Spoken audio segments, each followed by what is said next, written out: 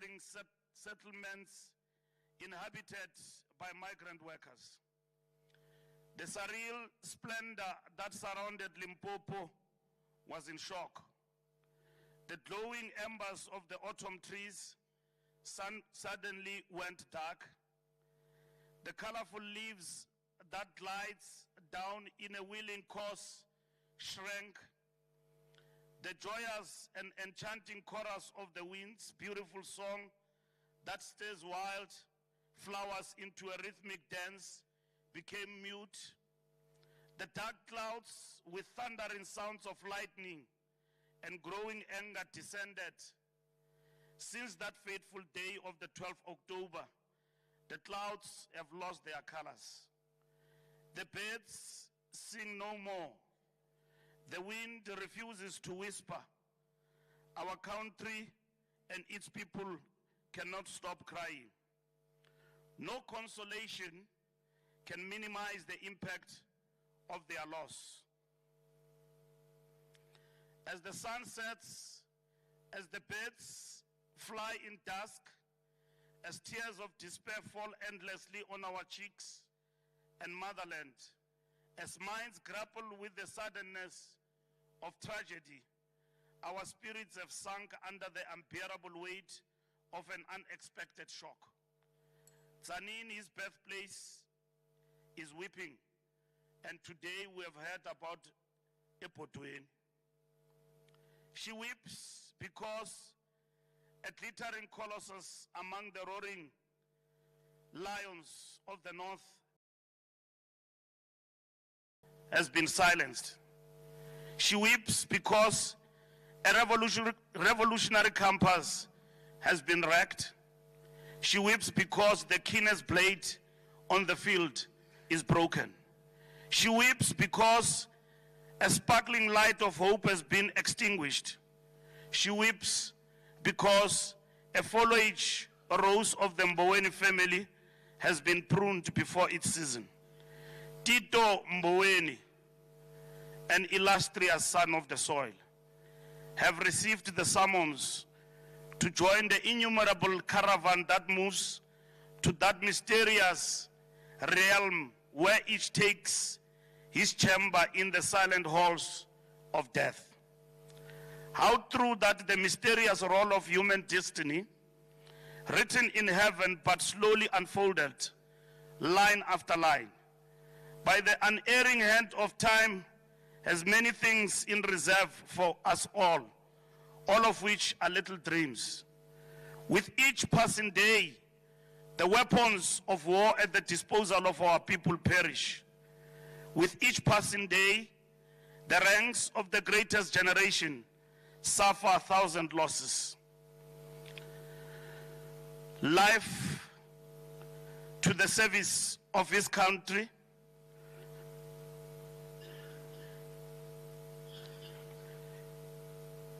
we have come to remember and cherish him as a generous friend who made an immense contribution to the cause of our struggle. We have come to bid this great titan of our national liberation struggle farewell. We have not come here to cover his grave, but we have come to salute him for what he was: a genuine servant of the people and a frontline fighter and a revolutionary. We have come here to remember the life and times of a great dreamer who forged a new reality in our country. We have come to remember his untimely departure because he stood tall like a towering cathedral when the brightest stars of the universe were momentarily dimmed. Comrade Tito's untimely death marked a life seized and a service ended. As comrades, as friends, as a nation, we are here in bright sunshine to bow our heads and dip our banners in a deep moment of reflection. Indeed, he was a peerless servant who devoted his entire life to the service of others, young and old, rich and poor. He was a noble man who gave strength but asked for no reciprocity. He was charitable, giving, considerate, and a kind person. He always had a marvelous time. Nothing was too trivial for his attention. His heart was an oasis for the thirsty. His arms a rest stop for the weary, and his hands a restaurant for the hungry. Comrade Tito will be remembered not only for his adeptness in numbers, but also for his insatiable interest in cuisine. He endeared himself a title of a good cook after his infamous recipe post of a mouth-watering canned pilchards meal and home-cooked chicken. This left several commentators to exclaim in disbelief what a good cook Tito is. Mr. Pilchards, we have come here to confess you among men that once in our lives we were gifted with a life of a luminary, a great example of decency, a man whose life was built on conscience and decorum. He had good ears for the depressed, big hugs for the crushed, words of wisdom for the uninspired, and wise counsel for the confused. He saw good in the most flawed of human beings. He was generous, loving, supporting, an unselfish person who always put others before him. None of us ever heard him complain. He never shared his sorrows, only his aspirations. He considered himself so blessed that he had no right to burden others with the doubts and worries inseparable from the human condition, even in a man so strong as himself. It was this extraordinary burden which cumulatively drained him, though he will never have admitted it. One had to be in the company of Tito to sense his dauntless strength, his pragmatic sense, and his unquenchable optimism. He had a firm belief that obstacles were there to be overcome, just as he believed that problems presented a spectrum of opportunities. He could never imagine that a wrong could not be righted, or that an honorable aspiration was beyond reach.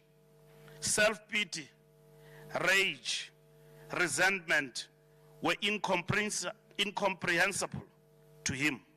He loved his family, and he loved his people, and he loved his comrades. He revered his comrades, whether or not he agreed with them. As a genuine patriot, he sought to ease their burden.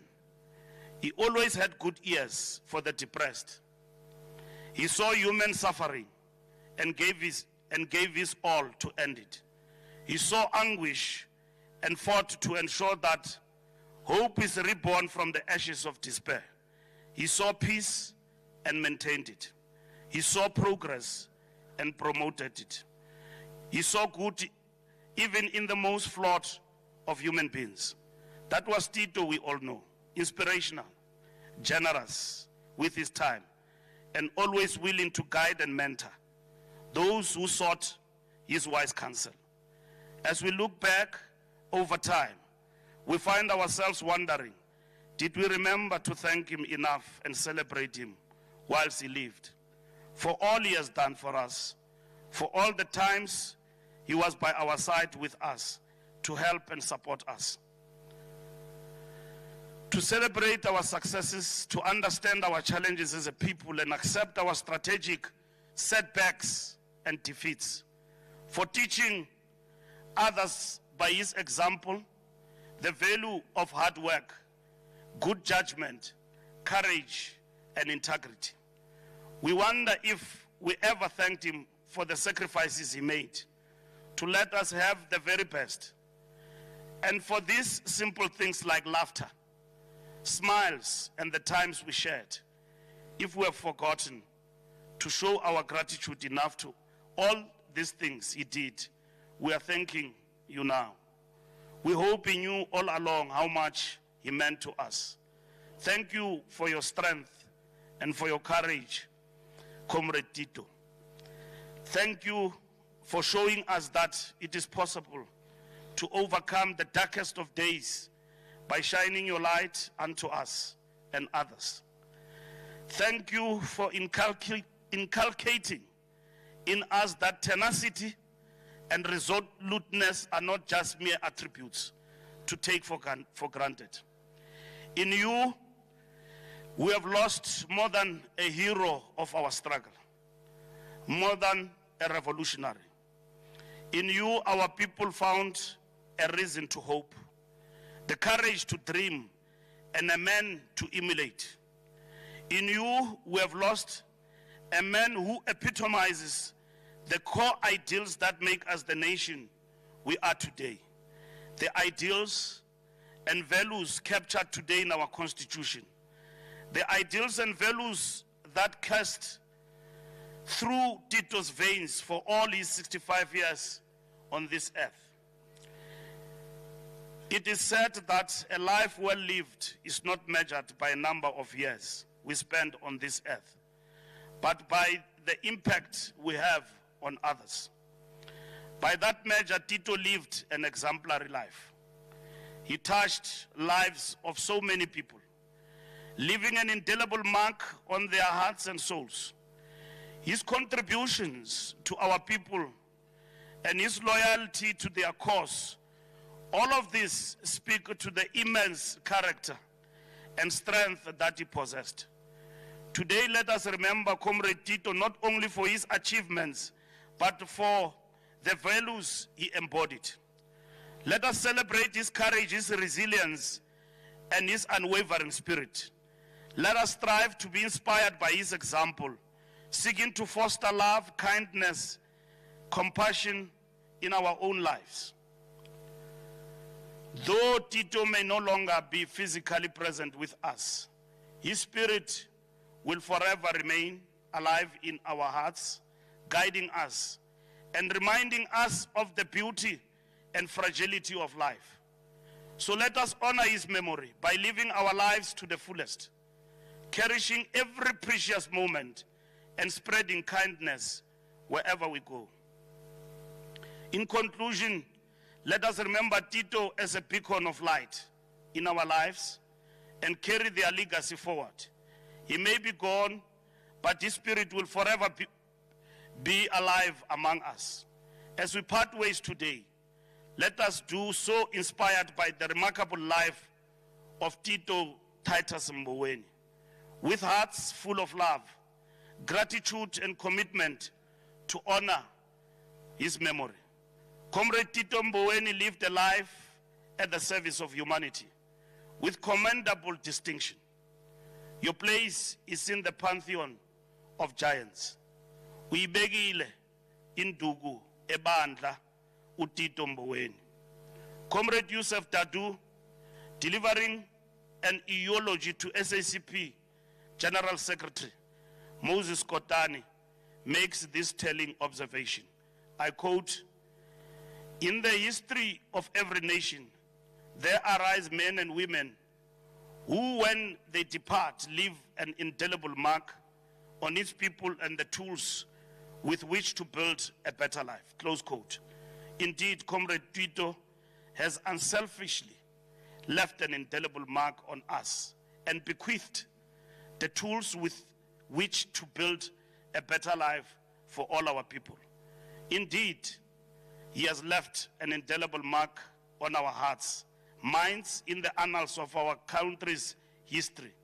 Your name will remain, your name will certainly be written in gold in the book of history as one of our country's finest leaders. Go well, Comrade Tito. Comrade Tito, go well. Amandla.